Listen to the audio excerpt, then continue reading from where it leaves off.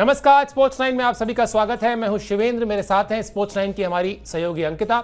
और team India की जो साख है T20 में वो कायम है, वो बरकरार है। जिस शानदार अंदाज में नागपुर में भारतीय टीम ने न्यूजीलैंड को हराया, वो जो दबदबा होना चाहिए नंबर 1 टीम का या वर्ल्ड चैंपियन टीम का, वो दबदबा दिखाई दिया बहुत ही शानदार अंदाज में। इस मैच के बाद क्या कहा कप्तान सूर्य कुमार यादव ने अपनी बल्लेबाजी को लेकर भी और टीम की जीत को लेकर भी।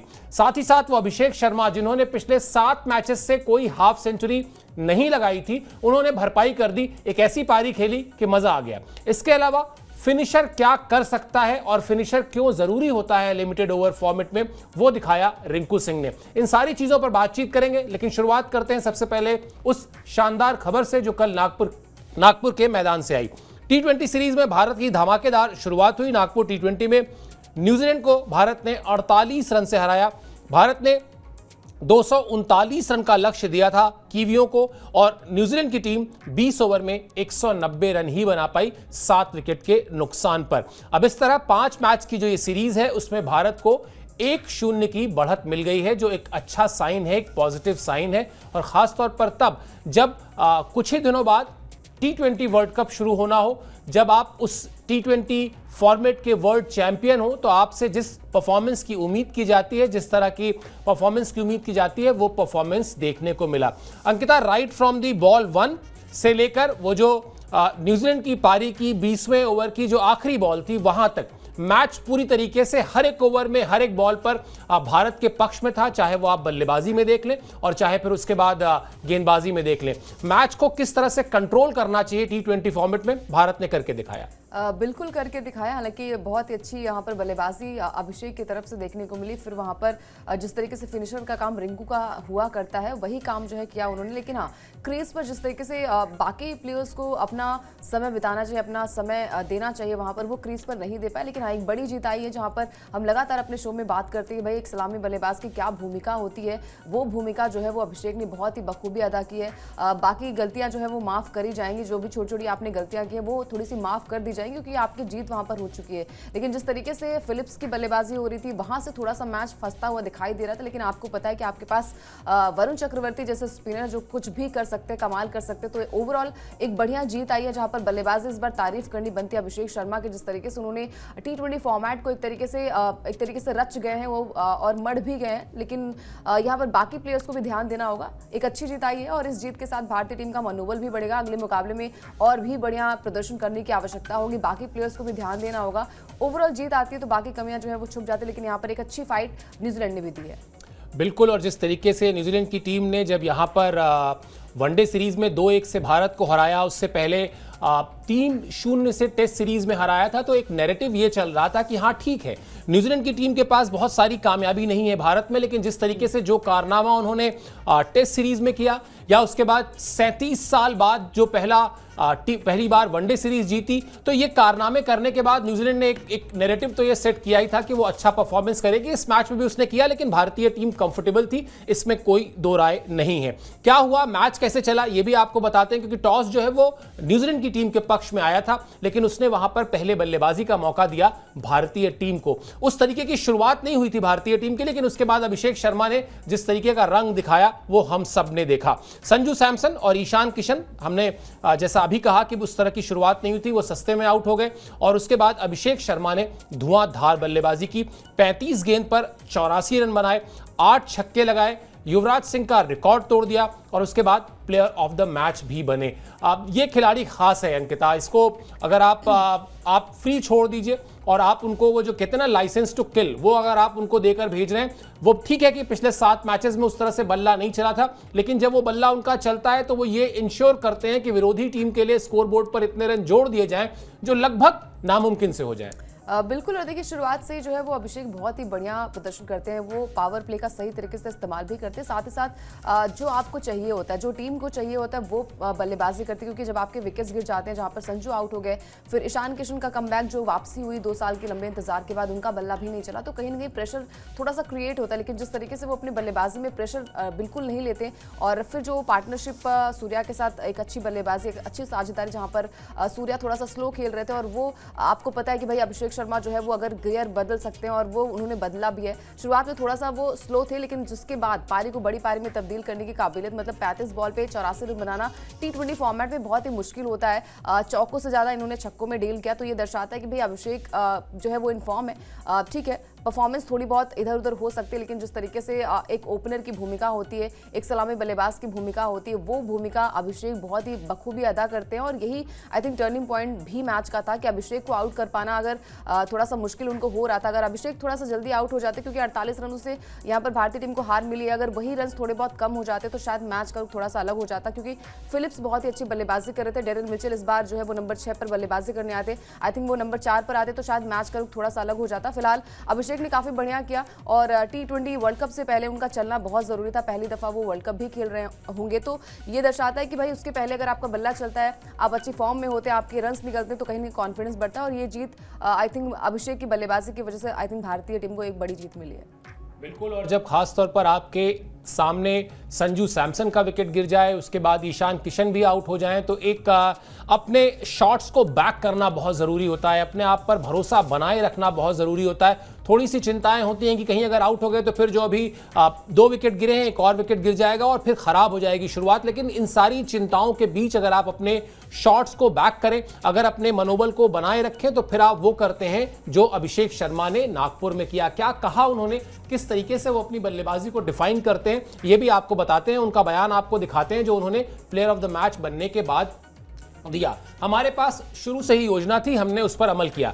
मैं ये समझ चुका हूं कि अगर आप हर गेंद पर शॉट खेलना चाहते हैं या 200 की स्ट्राइक रेट से बल्लेबाजी करना चाहते हैं, तो आप में ऐसा करने की इच्छा होनी चाहिए। इंटेंट शब्द का इस्तेमाल किया है उन्होंने।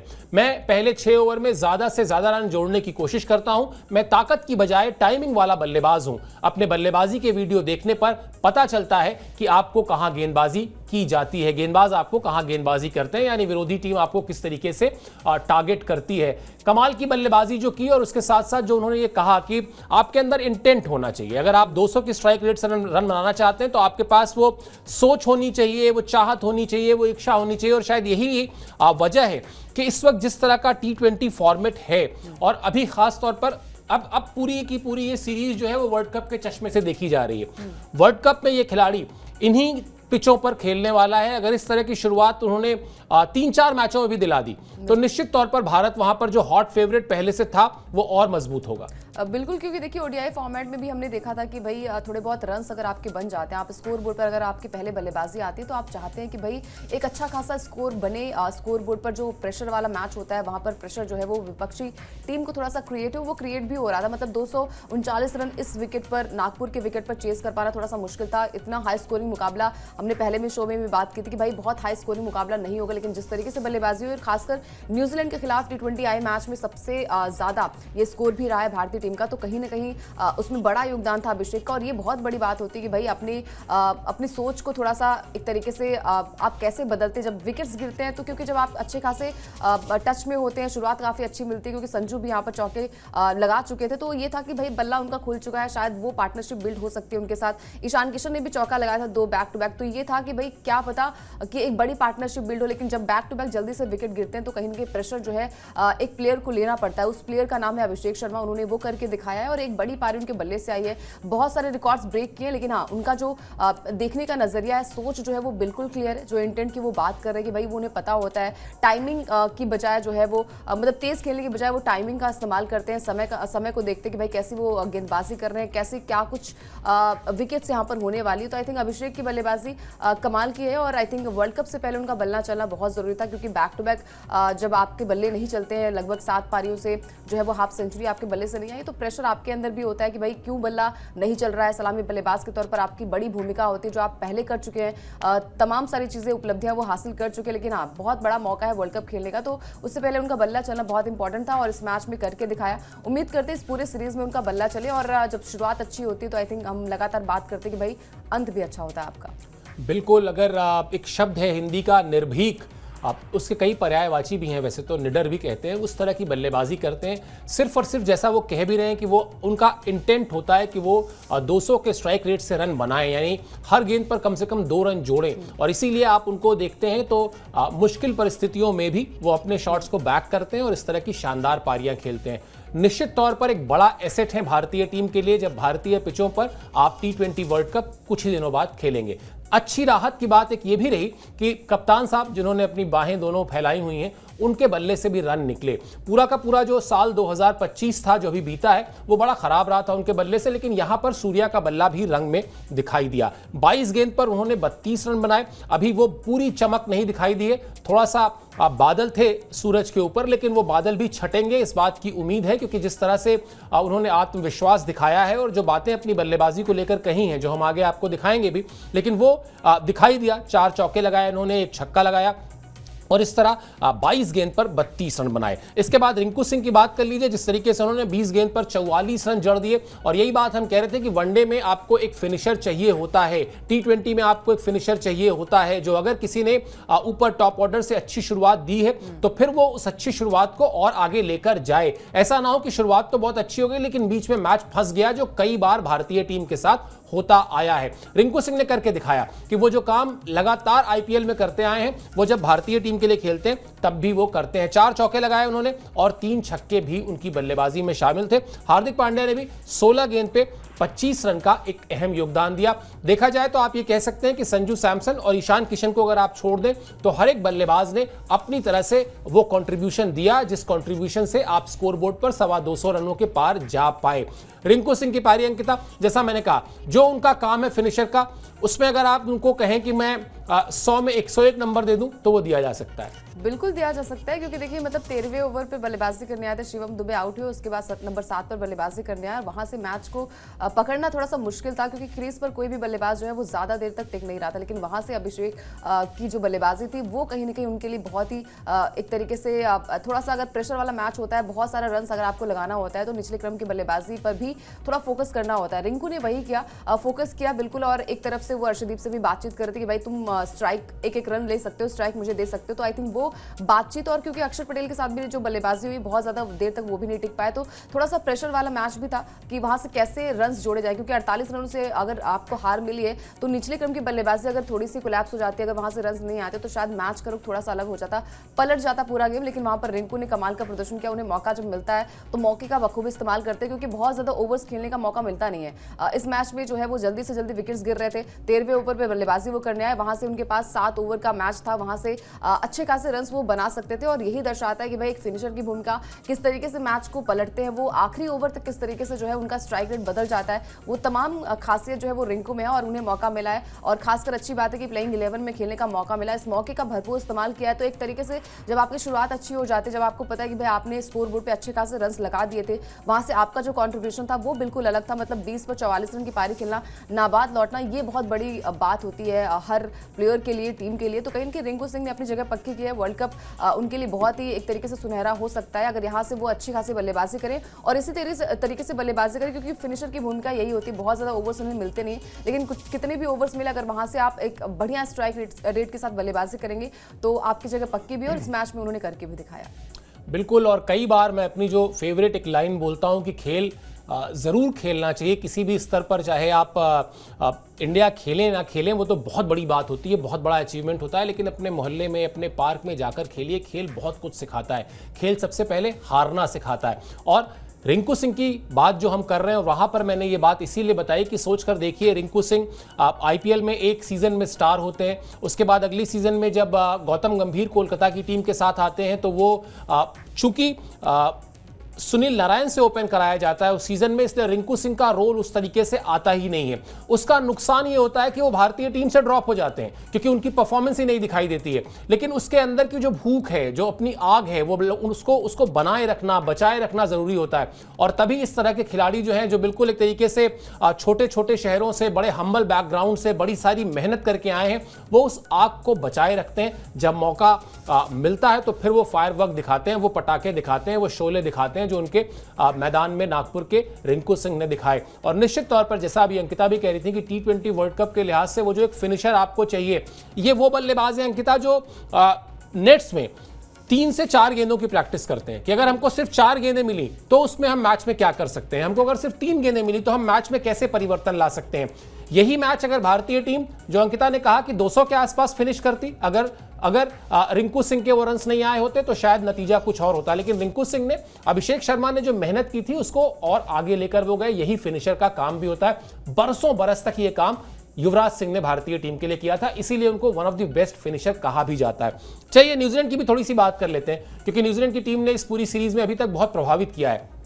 चाहे आप वनडे की बात कर लें तो उसमें भी न्यूजीलैंड में ग्लेन फिलिप्स और चैपमैन के अलावा कोई चला नहीं। अगर आप देखें उस तरह से बल्लेबाजी नहीं दिखाई दी। हाँ, डेरिल मिचेल का उनका जो रंग था 2 मैचेस में, जिस तरीके से उन्होंने वनडे में बैक टू बैक सेंचुरीज लगाई थी, 28 रन पर वो आउट हो गए और वहीं से एक तरीके से भारत की जीत भी पक्की हो गई थी। वरुण चक्रवर्ती और शिवम दुबे ने 2-2 विकेट लिए। अक्षर, हार्दिक, अर्शदीप को 1-1 विकेट मिला और भारत ने 7 गेंदबाजों को आजमाया। ये थोड़ा सा अनयूजुअल था, अक्सर ऐसा आपको देखने को नहीं मिलेगा। लेकिन कई बार ऐसा होता है जब आपके पास आपके प्लेइंग 11 में ढेर सारे पार्ट टाइम बॉलर्स हों तो कई बार ऐसा होता है कि आप उनको आजमाते हैं। मुझे तो याद आता है अंकिता, आपको भी याद ही होगा, वो जो 2007 T20 वर्ल्ड कप में जब बॉल आउट की बारी आई तो भारत और पाकिस्तान में फर्क यही था कि भारत ने अपने पार्ट टाइम बॉलर्स को मौका दिया था। धोनी ने सहवाग से गेंदबाजी कराई, धोनी ने रॉबिन उथप्पा से गेंदबाजी कराई। पाकिस्तान शायद वो अपने प्योर बॉलर्स, स्पेशलिस्ट बॉलर्स पर रहा और यही वजह है कि वो बॉल आउट में विकेट पर निशाना सही तरीके से नहीं लगा पाए।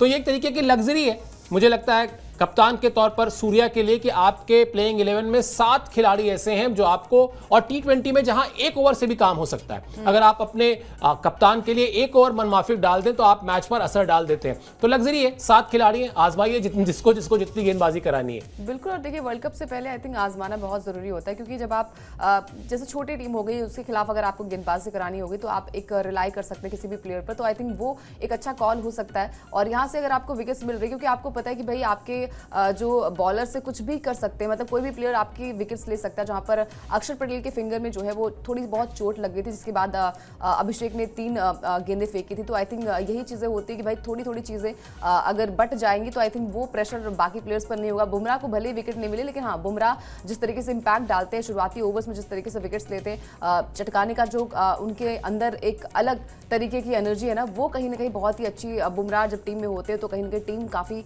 बैलेंस्ड होती है। ओवरऑल अच्छा किया यहाँ पर, डेरिल मिचेल को यहाँ पर नंबर 6 पर भेजा गया। आई थिंक वहीं से एक मैच का टर्निंग पॉइंट था। अगर वो पहले आते, क्योंकि उन्होंने जिस तरीके से ओडीआई मैचेस में किया, जिस तरीके से भारतीय पिच उनको भाती है, और तीनों मैचेस में ओडीआई फॉर्मेट में जो अभी हाल फिलहाल में सीरीज हुई थी वहां पर जिस तरीके से प्रदर्शन था, 2 मैच में तो बैक टू बैक शतकीय पारी आई थी, तो शायद वही था कि अगर डेरिल मिचेल नंबर 4 पर आते तो मैच का रुख थोड़ा सा अलग होता। लेकिन फिलहाल भारतीय टीम ने काफी बढ़िया किया, तारीफ करनी बनती है यहाँ पर बॉलर्स की भी हो, चाहे वो गेंदबाज के चाहे वो बल्लेबाज के। लेकिन हाँ, थोड़ी बहुत गलतियां फील्डिंग्स में हुई, जहां पर कैचेस छूटे, 2-3 कैच छूटे, तो वो अगर आप मिस करेंगे तो फिर आपकी दिक्कतें और भी बढ़ सकती है। फिलहाल ओवरऑल प्रदर्शन काफी बढ़िया था, एक बड़ी जीत आई है भारतीय टीम की। उम्मीद करते हैं कि अगला मुकाबला जो खेला जाएगा वहां पर ऐसे ही बल्लेबाजी हो, ऐसी गेंदबाजी हो, ऐसा ही डिपार्टमेंट नजर आए, तो आई थिंक हमें भी देखने में मजा आएगा। एक रोमांचक मुकाबला तो हुआ, लेकिन फिलहाल जो पता था हम सबको कि भाई स्कोर बोर्ड पर अगर अच्छे खासे स्कोर लग जाते हैं तो सामने वाली टीम जो है वो कहीं ना कहीं थोड़ी सी सहमी हुई नजर आती है।